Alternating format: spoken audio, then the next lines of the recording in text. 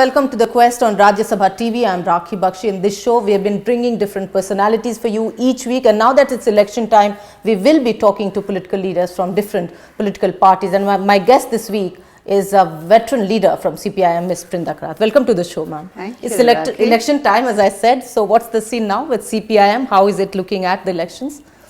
Well, we have our first slogan is to vote CPM and strengthen the left. And the reason that has to obviously be the center of our entire election campaign is because this is really related to a more deeper and more fundamental issue. That it's not just netas, it's nitis. It's not just individuals and personalities, but it's policies.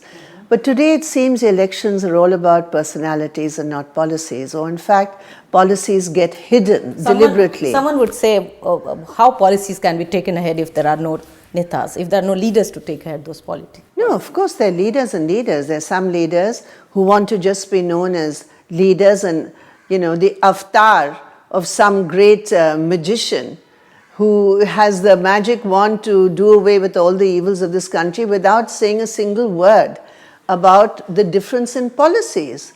Now, if you look at the whole campaign of the BJP in the Congress, which is so personality based, I mean, the fact of the matter is that as far as basic fundamental policies are concerned, there's no difference between the two. They're both two sides of the same counterfeit coin. So how do you actually plan to fight it all?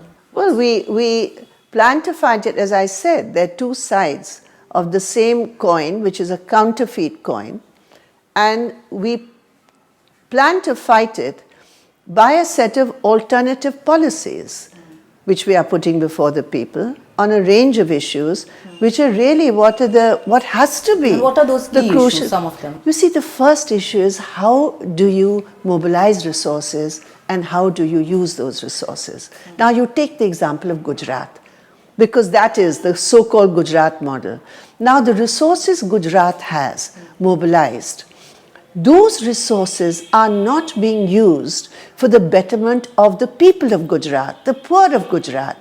The corporates have benefited, but if you look at all social indicators of the macro model, which is Gujarat, workers, you have low minimum wages, peasants, they are taking away land, giving huge concessions to corporates.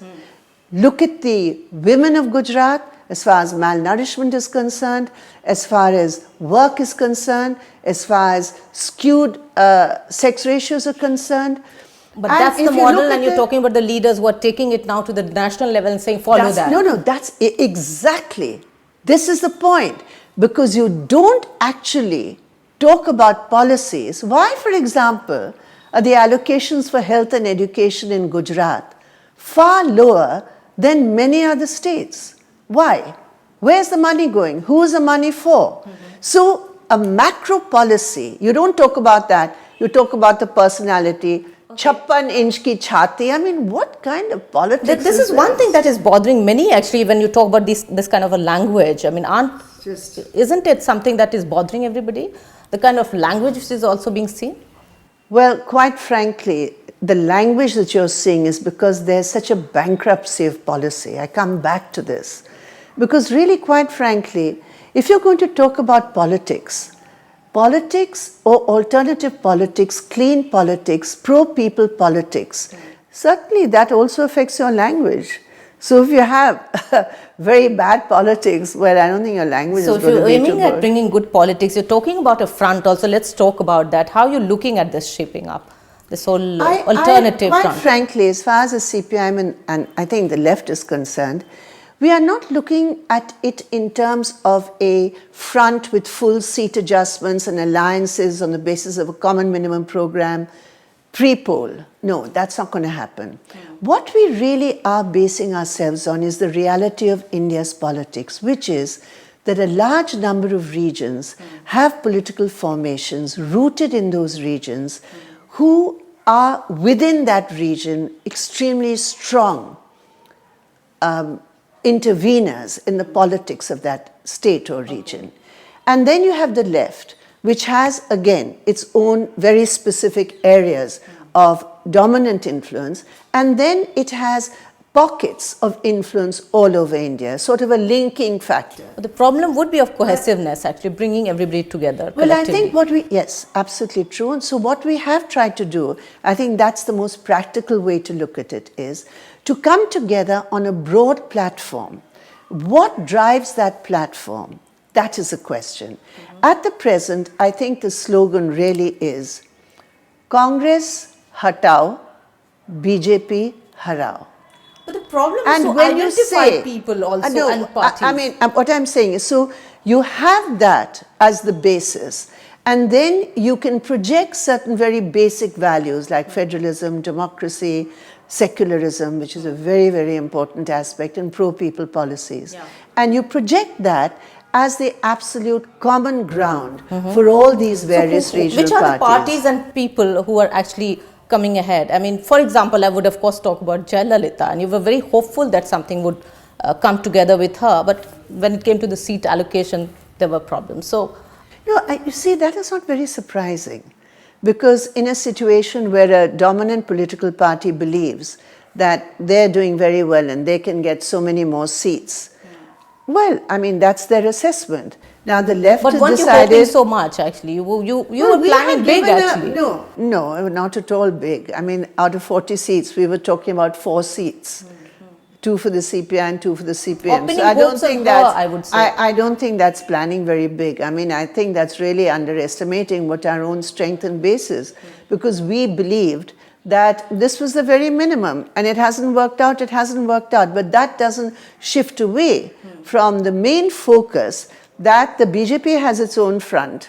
Therefore, as far as the pre-poll alliances are concerned, the BJP would certainly have liked to get one of the major Dravidian parties as part of their front. And since you're talking about post-poll alliance, because of the intervention of the left, that didn't happen. But talking about these alliances, I mean, somebody would say, what if now Jayalalitha would plan to go with BJP? How would you look at that? Well, every party's got, their own politics and their own program. At present, the kind of campaign which is taking place in Tamil Nadu, both the Dravidian parties, the DMK and the AIDMK, have both said that they're not going with the BJP. Now, if somebody wants to change their position later, I mean... No. The specific point I'll ask you is that somebody goes with BJP will be hailed as communal. But how would you look at it, this whole secular versus communal, I think it's a very critical component of Indian politics today. It is critical. Because can you have an India which is going to develop when you have a policy which is divisive, which is sectarian, which is based on creating hatred among communities? You cannot. And therefore, I think the very minimum for any political formation in India which wants to promote an alternative is a commitment to secularism. And the BJP is very, very far. There's so much that we would like to talk to you about in the Quest, and you're watching the Quest, and we're talking to Ms. Brinda Karat right now. We'll keep the conversation going. Do come back shortly. We're taking a short break.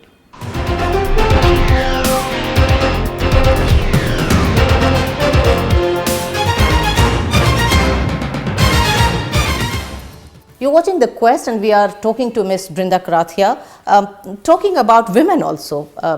You have been actually talking about their cause so loudly, and we've all seen that.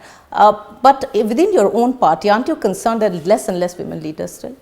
Or even on the contrary, or even getting tickets, when it comes to getting... It's better than last time, let me tell you that. But it's certainly nowhere near what I would like it to be, or what any of us would like it to be.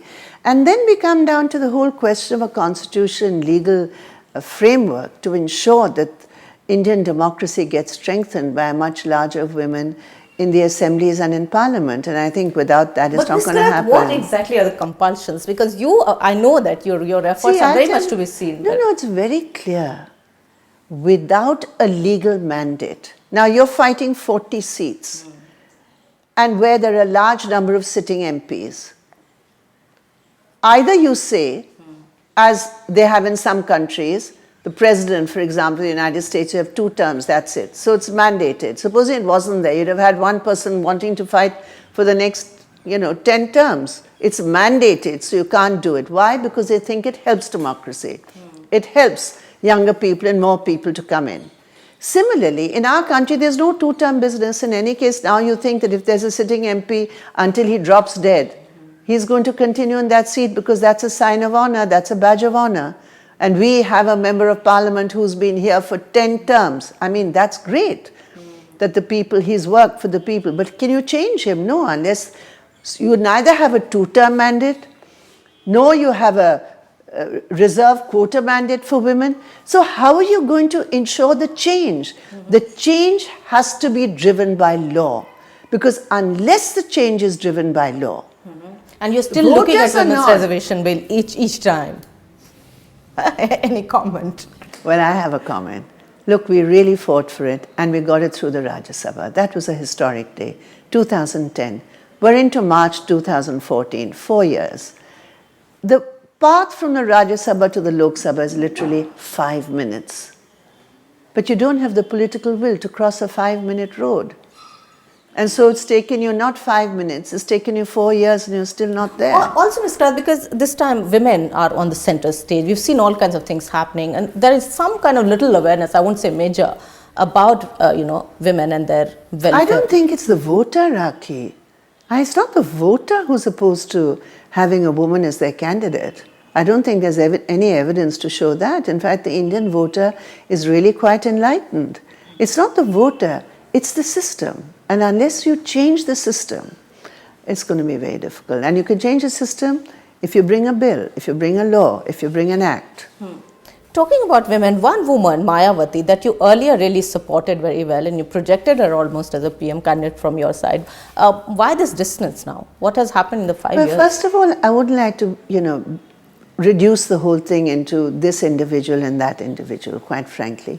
But the fact of the matter is that today the BSP has made it very clear and articulated a position which says we are doing everything on our own, ourselves. So that's fine as far as that is concerned. What happens after elections, we can't say. So the roads are still open? I mean, that there are... No, there's no question of a road or being open or closed. I'm talking about the BSP's position. At present, the BSP's position is that we are in it alone. That's their position. That be it. Coming down to Bengal, actually, how is the scene looking there? I mean, why we saw that in local bodies election, we saw, Trinamool Congress doing very well. More than 6,000, and unopposed many a times. Why is this kind of scene happening? And what does that reflect? That reflects a reign of terror which is going on in West Bengal in a large number of areas where people cannot speak, they cannot criticize, they leave alone vote, even to file your nomination as a candidate. And this is not something which is Why can't you fight it out rather than not really taking the lead? We have lost 200 people in the last 3 years in violent killings by the TMC. And once you give a license, once a political party like the TMC gives a license to criminals to eliminate your rivals in politics, that license does not remain limited just to eliminating a political rival because they're criminals. So that license is then used against ordinary folk. Why is it today, for example, that West Bengal, which was considered one of the safest and most secure places for women, is today holding a record of the most unsafe place? Why? You have to get into that. Who are the people? But a party which fought for the people, for women, for underprivileged, can't it actually make its own presence felt more strongly within the current situation? Forget, even in that current situation, even in the panchayats where 1/3 seats, we still got 37% of the vote. In the assembly elections, we still got 42% of the vote, which is more than many parties who are ruling states with a single party majority. Because in West Bengal, what happened was an across-the-board unity of all the anti-left forces who climbed onto the Mamata Banerjee TMC bandwagon. And therefore, that was used not for the betterment of Bengal or its people, but for the elimination of any dissent.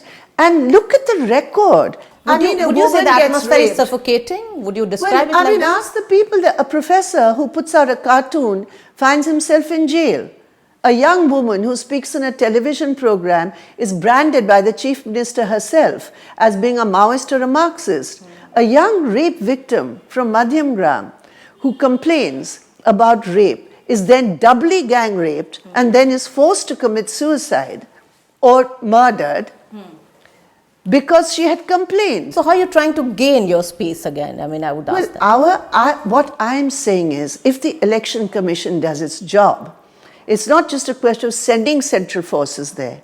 It's a question of deployment of the central forces. If there are free and fair elections in West Bengal today, I can tell you 100% that we are going to greatly increase our presence, because people have seen what this so-called paribartan is. You saw it in the Ram Leela Maidan yesterday. What happened there? Here's a political party which is trying to whitewash its own black record in governance by using the shield of Anna Hazare ji. Exactly. I think this is a pertinent point, and we would like to talk more about this after this very short break that we are taking. Once again, we are talking to Ms. Brinda Karat. Don't go away. Keep watching The Quest.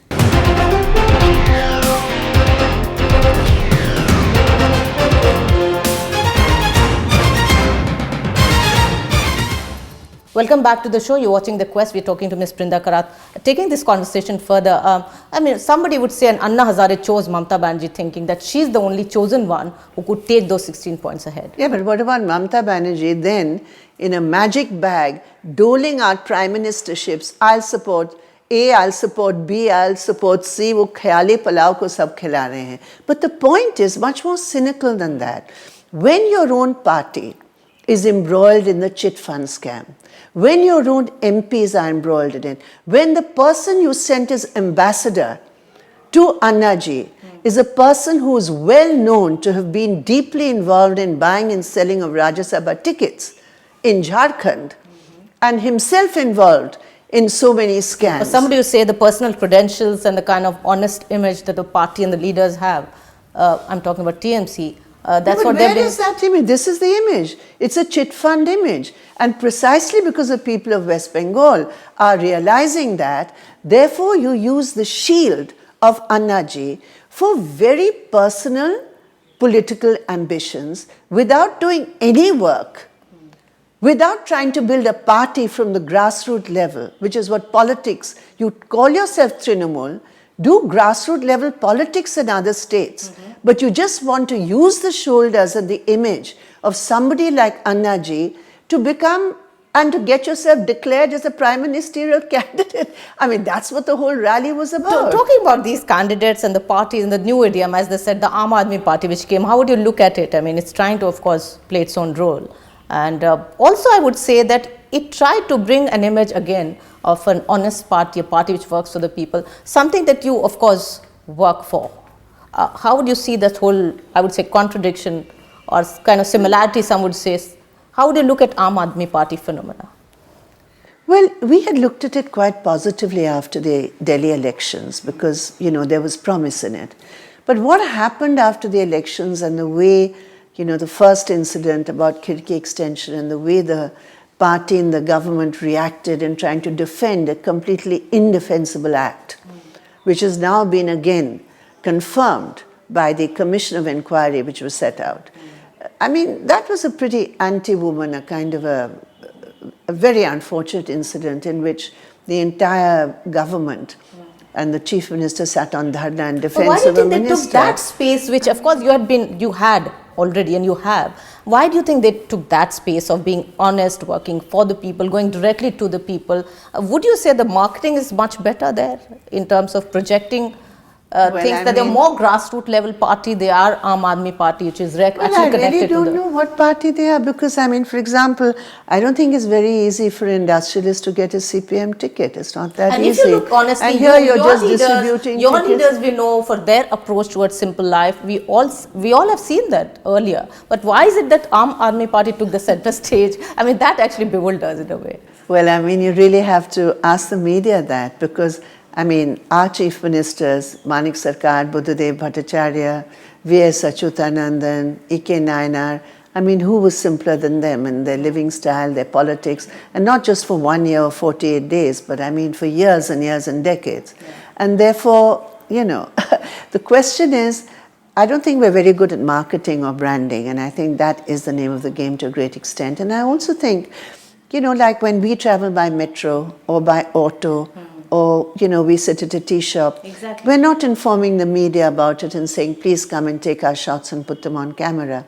And so the kind of discourse right now Arvind Kejriwal and his party is making and kind of spreading all around, how would you look at that? How are you watching it? Well, I really go for substance. I'm not really concerned about, what the media...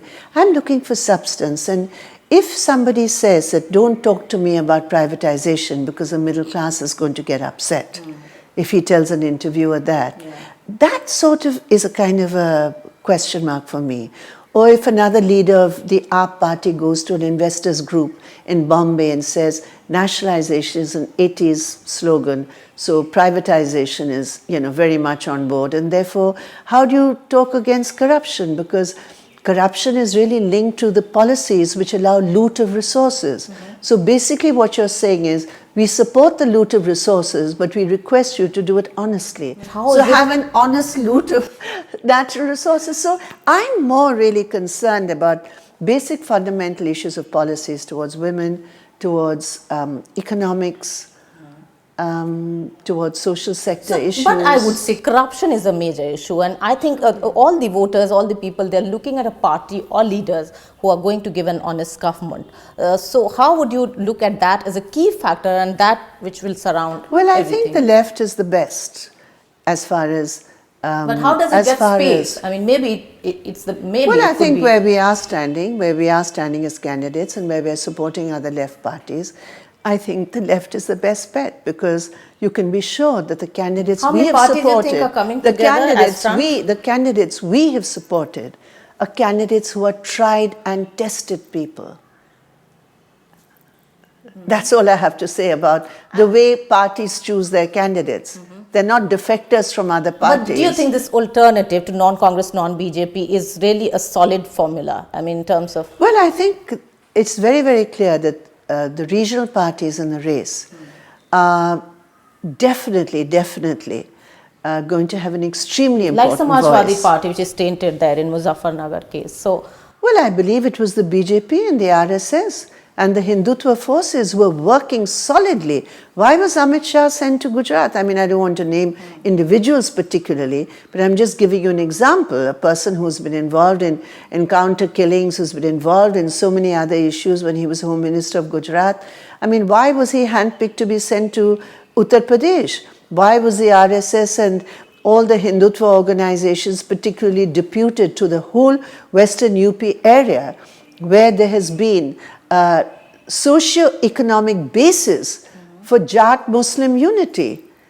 Even in the worst of times, that was never shaken.